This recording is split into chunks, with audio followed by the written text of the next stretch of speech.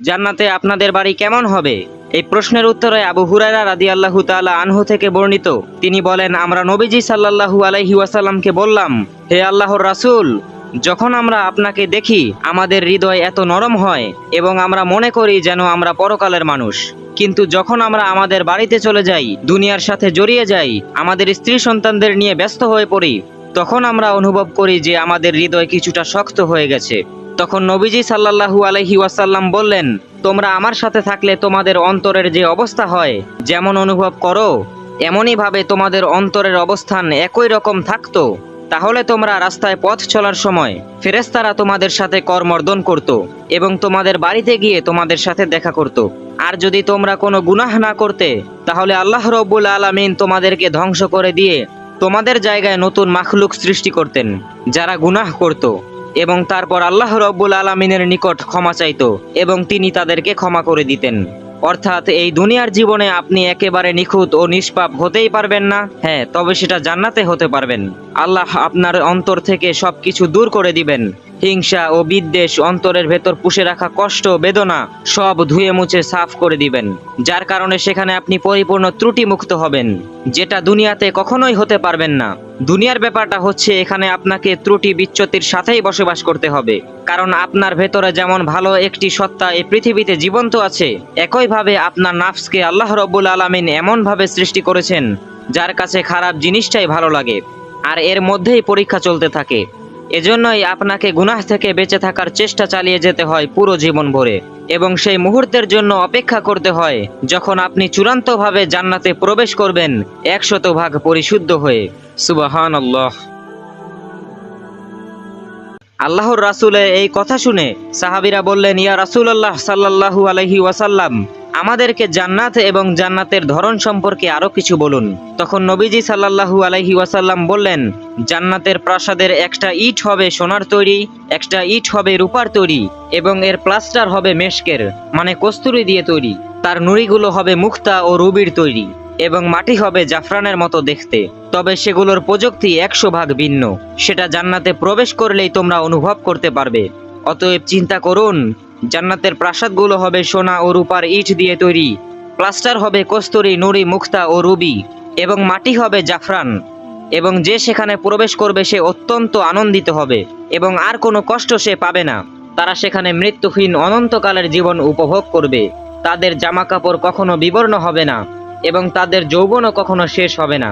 ইবনুল কাইম রাহিমাউল্লাহ বলেন, আপনি জান্নাতে এমন একটি সুউচ্চ প্রাসাদে প্রবেশ করবেন যার মেঝে ও ছাদের মধ্যবর্তী দূরত্ব হবে 100 হাত, অর্থাৎ এর সিলিং হবে অনেক উঁচু। ঠিক যেমন আমাদের দেশে বড় বড় কনফারেন্স হলে গেলে আমরা যেমন দেখতে পাই সিলিংগুলো অনেক উঁচু। নবীজি সাল্লাল্লাহু আলাইহি ওয়াসাল্লাম বললেন যে জান্নাতে একটি সুউচ্চ প্রাসাদে প্রবেশ করার পর মানুষজন মেঝে থেকে উপরের দিকে তাকিয়ে দেখবে অনেক দূরত্বে এটার সিলিং রয়েছে। তিনি বলেছেন যে প্রাসাদটি মুক্তা ও রুবি দ্বারা নির্মিত একটি জলপ্রপাতের উপর তৈরি, মানে পুরো স্বপ্নের একটা পরিবেশ। আবার যেখানে রয়েছে লাল, সবুজ এবং হলুদ গালিচা মোড়ানো পথ। আর জান্নাতের কোনো পথেই একটি অন্যটির মতো একই রকম হবেই না, তাই জান্নাতের সর্বত্র বৈচিত্র্য বিরাজমান থাকবে। এবং তিনি আরো বলেন, জান্নাতের সমস্ত বাড়িতে পানির ঝর্ণা ধারা প্রবাহিত হবে, এবং জান্নাতের সমস্ত বাড়িতে পানির ব্যবস্থা আছে, সর্বত্র পানির ঝর্ণা দ্বারা প্রবাহিত হবে। জান্নাতের বর্ণনা দিতে গিয়ে আল্লাহ রাব্বুল আলামিন বলেন, ওয়া মাসাকিনা তাইয়িবাতান ফি জান্নাতি আদন, এবং চিরন্তন আনন্দের উদ্যানে থাকবে সেই সুন্দর প্রাসাদ। সুবহানাল্লাহ। প্রিয় মুসলমান ভাই ও বোনেরা, লক্ষ্য করুন যে আল্লাহ সুবহানাহু ওয়া তাআলা এখানে বলেছেন মাসাকিনা তাইয়িবা, যার অর্থ হলো প্রাসাদগুলো। তাই এটি শুধুমাত্র একটি প্রাসাদ হবে না, এবং তিনি আরো বলেছেন তাইয়িবা, সেগুলো হবে পবিত্র, সুন্দর, এবং সেগুলোকে কোনো রক্ষণাবেক্ষণের প্রয়োজন হয় না। প্রিয় দর্শক, দুনিয়াতে আমরা সাধারণত চিন্তা করি একটা বড় বাড়ি মানে বেশি ঝামেলা। এখানে একটা কথা বলে রাখি, জান্নাতে কোনো রান্নাঘর থাকবে না, কারণ সেখানে তো আসলে আপনার রান্নাঘরের কোনো দরকার নেই, থালা বাসন ধোয়ার কোনো দরকার নেই, আপনার ঘরও পরিষ্কার করার কোনো দরকার নেই, এবং আপনার কোনো কিছুই পরিষ্কার করার দরকার নেই। সেখানে সবকিছুর দেখাশোনা করবে সেখানের পরিচ্ছন্ন কর্মীরা। মহান আল্লাহ রাব্বুল আলামিন বলেছেন, শুধু ঘর নয়, বরং এটা সকল সম্পদের ক্ষেত্রেই এই কথা প্রযোজ্য হবে জান্নাতের ক্ষেত্রে। তাই আল্লাহ তাআলা বুয়ুত শব্দ ব্যবহার করেছেন, যার অর্থ হলো একটি ঘর নয়, ঘর বাড়ি। একইভাবে আল্লাহ তাআলা উল্লেখ করেছেন কুসুর অর্থাৎ প্রাসাদ সমূহ। আল্লাহ রাব্বুল আলামিন উল্লেখ করেছেন গোরাফ, এর অর্থ বিশেষ অ্যাপার্টমেন্ট। এটি হবে এক ধরনের বিশেষ কক্ষ। এবং আল্লাহ রাব্বুল আলামিন আরো উল্লেখ করেছেন খিয়াম অর্থাৎ গেস্ট হাউস। আর আল্লাহ রাব্বুল আলামিন বলেন, তুমি জান্নাতের চারপাশে যেদিকেই তাকাবে সেখানেই কেবল অবর্ণনীয় নিয়ামত দেখতে পাবে। তোমরা এতটাই আনন্দিত হবে যে সে আনন্দের প্রতিফলন তোমাদের চেহারায় স্পষ্ট দেখা যাবে। প্রিয় দর্শক, আপনি যদি মুমিনদের মুখের দিকে তাকান, আপনি দেখতে পাবেন যে তারা কত খুশি, কতটা আনন্দিত। তারা যখন জান্নাতের চারপাশে তাকিয়ে দেখতে থাকবে, তাদের অন্তর আনন্দে ভরপুর হয়ে উঠবে। এবং এটা শুধু একটি বাড়ি বা প্রাসাদ হবে না, বরং এটি হবে একটি বিশাল রাজ্য। তবে সব ধরনের স্থাপনার সম্পদ কেবল আপনার নিজেরই হবে। নবী করিম সাল্লাল্লাহু আলাইহি ওয়াসাল্লাম জান্নাতের একটি বিশেষ প্রাসাদ সম্পর্কে আলোচনা করছিলেন, যেটা হযরত ওমর রাদিয়াল্লাহু তাআলা আনহুর প্রাসাদ হবে। আল্লাহর রাসূল সাল্লাল্লাহু আলাইহি ওয়াসাল্লাম বলেন, তিনি জান্নাতে স্বর্ণ দ্বারা নির্মিত একটি বিশেষ প্রাসাদ দেখতে পান। তিনি যখন সেই প্রাসাদ সম্পর্কে জিজ্ঞাসা করেন, তখন তাকে বলা হয় এটি হযরত ওমর রাদিয়াল্লাহু তাআলা আনহুর জন্য বিশেষভাবে নির্মিত হয়েছে। ইমাম হাসান আল বাসরি রাহিমাহুল্লাহ এ বিষয়ে মন্তব্য করেছেন, তিনি বলেন, জান্নাতে খাঁটি সোনার তৈরি প্রাসাদ হবে শুধুমাত্র নবীদের জন্য, একজন সিদ্দিকের জন্য, একজন শহীদ ও একজন ন্যায়পরায়ণ শাসকের জন্য। এবং এরা সবাই অবশ্যই একই শ্রেণীর অন্তর্ভুক্ত, যারা কিয়ামতের দিন আল্লাহর আরশের নিচে ছায়া পাবে। কারণ মনে রাখবেন, কিয়ামতের দিন নেক আমলই একমাত্র আপনাকে জান্নাতে নিয়ে যেতে পারবে। তাই জান্নাতে আপনার প্রাসাদেরও একটি পদমর্যাদা থাকবে। সর্বোচ্চ মর্যাদা সম্পূর্ণ জান্নাতীর প্রাসাদ হবে খাঁটি সোনা। এবং জান্নাতে খাঁটি সোনা মানে কোনো ক্যারেট নয়, কারণ জান্নাতের সোনা দুনিয়ার সোনার মতো নয়, সেখানে সব সোনাই শতভাগ খাঁটি। এবং এই প্রাসাদে অধিবাসীর স্তর হবে সর্বোচ্চ। ইবনুল কাইম রাহিমাহুল্লাহ বলেন, জান্নাতে কিছু প্রাসাদ হবে স্বর্ণ নির্মিত, এবং তারপর কিছু হবে রূপার প্রাসাদ, এবং তারপর কিছু মুক্তা, এবং কিছু হবে রুবির প্রাসাদ, এবং কিছু প্রাসাদ হবে স্ফটিক দ্বারা নির্মিত। ওবায়দ ইবনে উমাইর রাদিয়াল্লাহু তাআলা আনহু বলেন, জান্নাতের সর্বনিম্ন স্তরের ব্যক্তির একটি মুক্তা দিয়ে তৈরি ঘর থাকবে, যার একাধিক কক্ষ ও দরজাও থাকবে। তাই জান্নাতে সর্বোচ্চ স্তর বোঝাতে কুরআনে যেই শব্দ ব্যবহার করা হয়েছে, আসলে তা কখনো কখনো অ্যাপার্টমেন্ট হিসেবে অনুবাদ করা হয়, কিন্তু এটি সঠিক ধারণা দিতে পারে না। অ্যাপার্টমেন্ট শুনলে আমাদের কাছে যা মনে হতে পারে, আসলে জান্নাতের বেলায় তা কিন্তু দুনিয়ার মতো হবে না। কারণ দুনিয়ার অ্যাপার্টমেন্ট গুলো জান্নাতের আবাসের তুলনায় একেবারেই তুচ্ছ।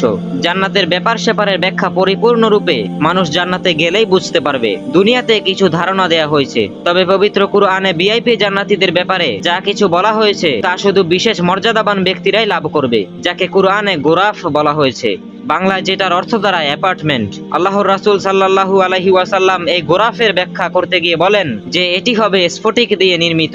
প্রাসাদগুলো দূর থেকে উজ্জ্বল মণিমুক্তার মতো জ্বলজ্বল করবে, এমন ভাবে মিটমিট করে জ্বলতে থাকবে যে অন্যান্য জান্নাতীদের নিকট মনে হবে আকাশে মিটমিট করে থাকা তারকা। তার মানে বুঝতেই পারছেন জান্নাতের ভিআইপিরা কতটা উচ্চ মর্যাদার হবে। দুনিয়ার বুকে আকাশের তারা যেমন উচ্চ মর্যাদার, ঠিক একইভাবে সাধারণ জান্নাতীদের কাছে যারা কঠিন কষ্ট, শ্রম ও ধৈর্যের পরীক্ষা দিয়ে সর্বোচ্চ আসন পাবে, তারাও জান্নাতীদের মধ্যে সেই আকাশের তারকার সমান মর্যাদা লাভ করবে। নবীজি সাল্লাল্লাহু আলাইহি ওয়াসাল্লাম বলেন, বাকি সাধারণ জান্নাতীরা গোরাফের বাসিন্দাদের এমন ভাবে দেখতে পাবে যেমন আপনি আকাশে কোনো দূরবর্তী তারকাকে দেখতে পান। আল্লাহ সুবহানাহু ওয়া তাআলা এই গোরাফ এবং গোরাফের বাসিন্দা যারা হবে তাদের গুণাবলী বর্ণনা করে বলেন, এই প্রাসাদগুলো তাদের জন্য যারা তাদের পালনকর্তাকে ভয় করে, তারা সেই প্রাসাদের মাঝে থাকবে। আর ওই প্রাসাদগুলো মূলত একটির উপরে রয়েছে একাধিক প্রাসাদ, এবং তার তলদেশ দিয়ে প্রবাহিত হবে স্বচ্ছ পানির ঝর্ণাধারা। আর এটা আল্লাহ সুবহানাহু ওয়া তাআলার ওয়াদা, এবং তিনি তার প্রতিশ্রুতিতে ব্যর্থ হন না। সুবহানাল্লাহ। তাই প্রথম হচ্ছে তাকওয়া। আর আল্লাহ রাব্বুল আলামিন বলেছেন যে তাকওয়া অবলম্বনকারীরা ভিআইপি জান্নাত পাবে। এখানে সর্বোচ্চ স্তরের জান্নাতীদের প্রথম গুণ হতে হবে তাকওয়া, মানে সর্বমুহূর্তে আল্লাহ ভীতি। এই যেমন ধরুন মাহে রমজান মাসে যারা রোজা রাখে, গোপনে খাবার খাওয়ার সুযোগ পাওয়ার পরেও তারা খাবারের দিকে হাত বাড়ায় না, তাহলে বলুন তো, খাবার আছে, চারপাশে দেয়াল, দরজা বন্ধ, রুমের মধ্যে কেউ তো আর দেখবে না, তাহলে কার ভয়ে খাওয়া হচ্ছে না? শুধুমাত্র আল্লাহ রাব্বুল আলামিনের ভয়ে। আর এই আল্লাহ ভীতি গোপনে যখন কোনো মানুষ পালন করে, সেটাই তাকওয়ার বহিঃপ্রকাশ। আর ওই সকল মানুষ যারা জীবনের প্রতিটি ক্ষেত্রে আল্লাহকে ভয় করে চলে, তাদের জন্যই তো ওই ভিআইপি জান্নাত। তারাই হবে মূলত ওই গোরাফের বাসিন্দা। সুবহানাল্লাহ। আল্লাহ রাব্বুল আলামিন বলেন, যারা ঈমান আনে ও নেক আমল করে তাদেরকে তাদের প্রতিদান বহুগুণ বৃদ্ধি করে দেয়া হবে। তারা যা করেছে তার জন্য আমার কাছে আছে মহা পুরস্কার। আর তাদের নেক আমলের প্রতিদান স্বরূপ তাদেরকে প্রবেশ করানো হবে গোরাফ নামক সুউচ্চ মর্যাদা সম্পূর্ণ প্রাসাদে। আর তারা সেখানে চিরকাল নিরাপদে বসবাস করবে। অতএব দুনিয়াতে যারা বেশি বেশি নেক আমল করবে, আমলের দিক থেকে এগিয়ে থাকবে, তারাই জান্নাতে আল্লাহর নিকট সর্বোচ্চ মর্যাদার অধিকারী হবে। তাদের জন্য জান্নাতে সুউচ্চ প্রাসাদ সমূহ এবং পরিশেষে আল্লাহ সুবহানাহু ওয়া তাআলা তার বিশেষ বান্দাদের বৈশিষ্ট্য উল্লেখ করে বলেন, রহমানের বান্দা তো তারাই যারা পৃথিবীতে নম্রভাবে চলাফেরা করে এবং যখন তাদেরকে কঠোরভাবে সম্বোধন করা হয় তখন তারা শান্তভাবে জবাব দেয়। আর আল্লাহ রাব্বুল আলামিন তার বান্দাদের এই সকল উচ্চ গুণাবলীর কথা উল্লেখ করেছেন, যে সকল গুণাবলী থাকলে ওই সব বান্দাদেরকে আল্লাহ রাব্বুল আলামিন সবচেয়ে বেশি পছন্দ করেন। মানুষের এই সকল গুণাবলী তার কাছে সবচেয়ে প্রিয় এবং ওই গুণাবলী বজায় রাখা কিন্তু সহজ নয়। আল্লাহ রাব্বুল আলামিন ইবাদুর রহমান পরম করুণাময়ের বান্দাদের বৈশিষ্ট্য উল্লেখ করার পর বলেন, তাদেরকে দুনিয়াতে তাদের সবর ও ধৈর্যের কারণে জান্নাতে সুউচ্চ প্রাসাদ গোরাফ দ্বারা পুরস্কৃত করা হবে।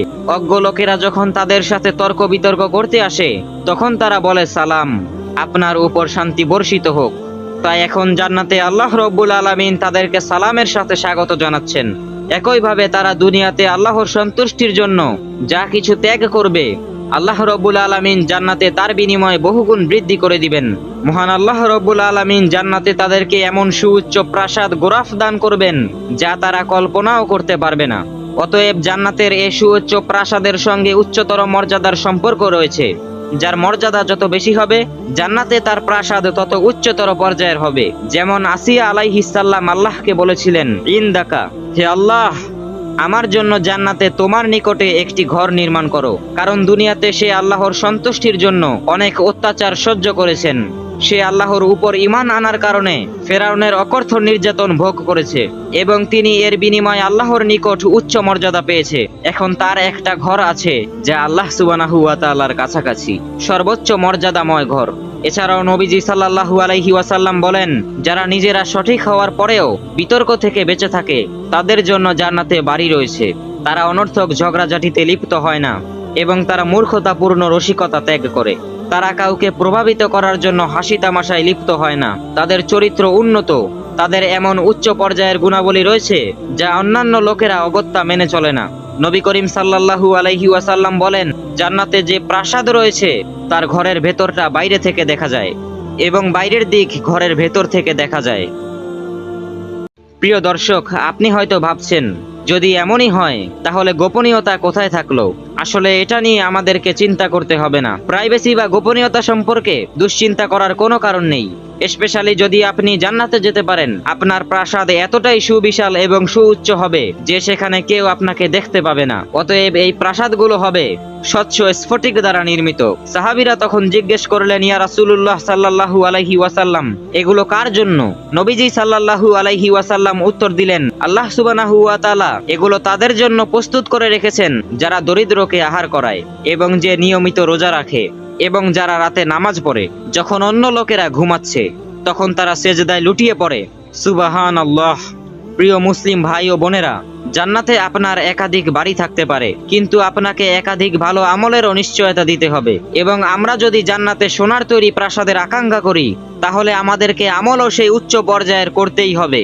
সোনার তৈরি প্রাসাদের উচ্চ গুণাবলী অর্জন করলেই তো আপনি তা আল্লাহর তরফ থেকে উপহার স্বরূপ পেয়ে যাবেন। মহান আল্লাহ রব্বুল আলামিন আমাদেরকে জান্নাতের সর্বোচ্চ মর্যাদার অধিকারী বান্দা হিসেবে কবুল করুন। আমিন।